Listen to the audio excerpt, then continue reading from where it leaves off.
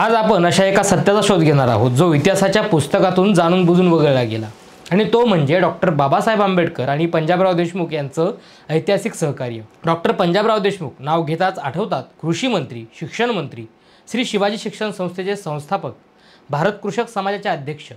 परंतु फार थोड्यांना माहीत आहे की हेच भाऊसाहेब देशमुख डॉक्टर बाबासाहेब आंबेडकरांनी स्थापन केलेल्या स्वतंत्र मजूर पक्षाचे मध्य प्रांत वराड विभागाचे अध्यक्ष होते। तर 1937 साली झालेल्या निवडणुकांमध्ये त्यांनी स्वतः व त्यांच्या पत्नी विमलाबाई देशमुख यांनीही स्वतंत्र मजूर पक्षाकडून निवडणूक लढवली होती। 26 जून 1927 रोजी बाबासाहेबांनी अमरावतीच्या अंबादेवी मंदिरात प्रवेशासाठी सत्याग्रह सुरू केला।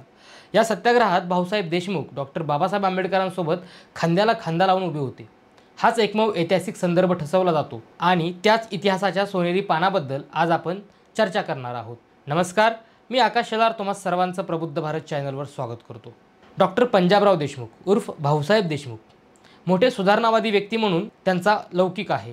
डॉक्टर पंजाबराव देशमुख उच्च शिक्षण घेऊन ते स्वातंत्र्य लढ्यात सामील झाले। इसवी सन 1936च्या निवडणुकीनंतर ते शिक्षण मंत्री झाले। स्वतंत्र भारतात ते भारताचे पहिले कृषी मंत्री होते। विदर्भात शिक्षणाचा प्रसार व्हावा म्हणून त्यांनी श्री शिवाजी शिक्षण संस्था काढली।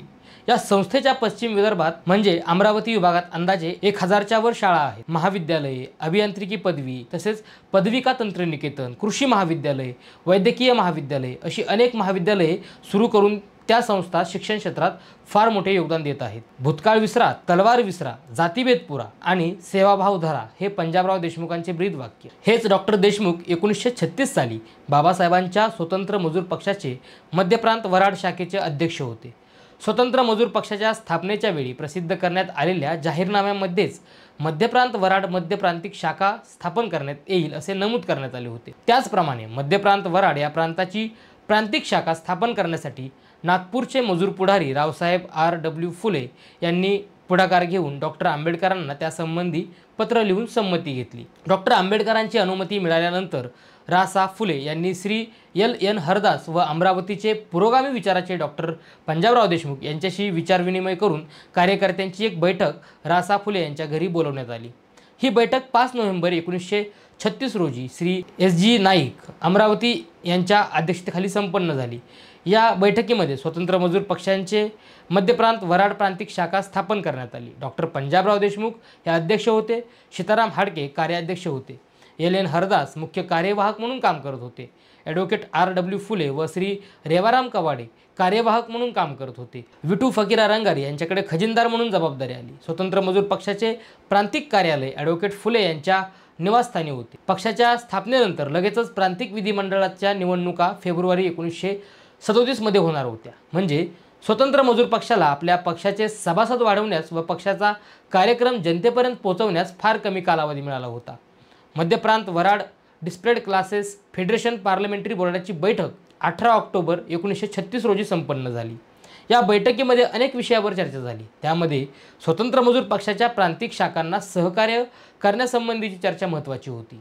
याच सभेत स्वतंत्र मजूर पक्षाच्या प्रांतिक कमिटीबरोबर दलित फेडरेशनने निवडणुकीमध्ये सर्वतोपरी मदत करावी असा निर्णय घेण्यात आला आणि निवडणूक कार्यकारी एक सब कमिटी नेमण्यात आली। या सब कमिटीमध्ये सर्वश्री पतित पावनदास, संभूजी खंडारे, बन्सीलाल रामटेके, रेवाराम कवाडे व विठ्ठल साळवे हे होते आणि यावरूनच हे स्पष्ट होते की बाबासाहेब आंबेडकरांनी स्थापन केलेल्या स्वतंत्र मजूर पक्षाने कार्याचा प्रारंभ प्रांतिक दलित फेडरेशनच्या माध्यमातूनच केला। अकोल्याचे संभूजी खंडारे, अमरावतीचे श्री S.G. नाईक व डॉक्टर पंजाबराव देशमुख यांच्यासारखे पुरोगामी स्पृश्य स्वतंत्र मजूर पक्षाचे नेतृत्व करू लागल्याने या पक्षाचा पाया मध्य प्रांत वराडमध्ये विस्तृत होऊ लागला। ब्रिटिश संसदेने 1935 साली भारतासाठी पारित केलेल्या कायद्याने भारतीयांना विधिमंडळावर मोठ्या प्रमाणात प्रतिनिधित्व देण्याचे मान्य केले। त्यानुसार 1937 साली निवडणुका होणार असल्याने त्यासाठी तत्कालीन सर्व राजकीय पक्ष निवडणुकीच्या तयारीत होते। या निवडणुकीत भाग घेण्यासाठी अस्पृश्यांच्या राजकीय पक्षाची आवश्यकता होती। तसेच काँग्रेस पक्षाने अनेकदा अधिवेशनांमधून समाज सुधारणा घडवून आणण्याविषयी अनेक ठराव केले होते, परंतु त्याची अंमलबजावणी होत नव्हती। तसेच बॅरिस्टर गांधींच्या काँग्रेस पक्षाने त्यांच्या नेतृत्वाखाली अस्पृश्यांच्या राजकीय मागण्यांना 1932 साली विरोध केला होता। त्यामुळे अस्पृश्यांसाठी वेगळा पक्ष स्थापन करणे डॉक्टर बाबासाहेब आंबेडकरांना आवश्यक वाटत होते। त्यासाठी लोकशाही मूल्यांवर आधारित असणारा स्वतंत्र मजूर पक्ष 15 ऑगस्ट 1936 साली स्थापन केला। स्वतंत्र मजूर पक्षाचा जाहीरनामा टाइम्स ऑफ इंडिया या इंग्रजी दैनिकात प्रथम प्रकाशित करण्यात आला होता। 17 फेब्रुवारी 1937 रोजी निवडणूक घेण्यात आली। ही निवडणूक काँग्रेसने प्रतिष्ठेची मानली होती। यावेळी मजूर पक्षाने 15 उमेदवार उभे केले होते व 2 उमेदवारांना बाहेरून पाठिंबा दिला होता। डॉक्टर बाबासाहेब आंबेडकर स्वतः मुंबईमधून उभे होते। पक्षाने उभे केलेल्या उमेदवारांपैकी 13 उमेदवार व पाठिंब्याचे 2 असे 15 उमेदवार विजयी झाले। या निवडणुकीत पक्षाला मिळालेले यश हे घवघवीत होतं। स्वतंत्र मजूर पक्षाने 1937 ते 1939 या दरम्यान महत्त्वाची कामगिरी केली। या पक्षाच्या प्रतिनिधींनी विधिमंडळात अनेक विधेयके मांडली, अनेक विधेयकांवर प्रभावीपणे मते मांडली, सर्वांनी विधिमंडळ कामकाजात भाग घेतला। त्यामुळे सरकार पक्षाला खरी भीती स्वतंत्र मजूर पक्षाच्या प्रतिनिधींची वाटत होती। या निवडणूक काळात ज्याला वऱ्हाड किंवा सीपी आणि बेरारचा एक भाग म्हणून पाहिले जात होते, त्या ठिकाणी स्वतंत्र मजूर पक्षाचे अध्यक्ष म्हणून भाऊसाहेब देशमुख काम पाहत होते। डॉक्टर पंजाबराव देशमुख हे स्वतंत्र मजूर पक्षाचे मध्य प्रांत वऱ्हाड शाखेचे अध्यक्ष होते। प्रांतिक विधिमंडळाच्या निवडणुका 1935च्या गव्हर्नमेंट ऑफ इंडिया ॲक्टनुसार 1937 साली घेण्यात आल्या। स्वतंत्र मजूर पक्षाच्या वतीने विदर्भात राखीव असलेल्या जागाबरोबरच खुल्या जागांवर उमेदवार उभे करण्यात आले होते। पश्चिम विदर्भातील पुरोगामी विचारांचे डॉक्टर पंजाबराव देशमुख हे स्वतंत्र मजूर पक्षाचे मध्य प्रांत वऱ्हाड शाखेचे अध्यक्ष होते। त्या काळी वऱ्हाडमधील स्वतंत्र मजूर पक्षाची धुरा डॉक्टर पंजाबराव देशमुख हे सांभाळत होते। पश्चिम विदर्भात त्यांच्या नेतृत्वाखाली स्वतंत्र मजूर पक्ष निवडणुकीत उतरला होता।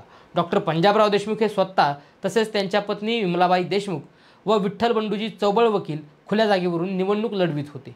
उमेदवारांची नावे 14 जानेवारी 1937 रोजी पत्रक काढून प्रसिद्ध करण्यात आली। स्वतंत्र मजूर पक्षाच्या वतीने मध्य प्रांत व वऱ्हाडमध्ये लढवलेल्या 15 जागांपैकी फक्त 5 उमेदवार निवडून आले। त्यामध्ये एलेन हरदास, राघोबाजी घोडीचोर, देवाजी खोब्रागडे, डी.के. भगत आणि सीताराम पाटील यांचा समावेश होता।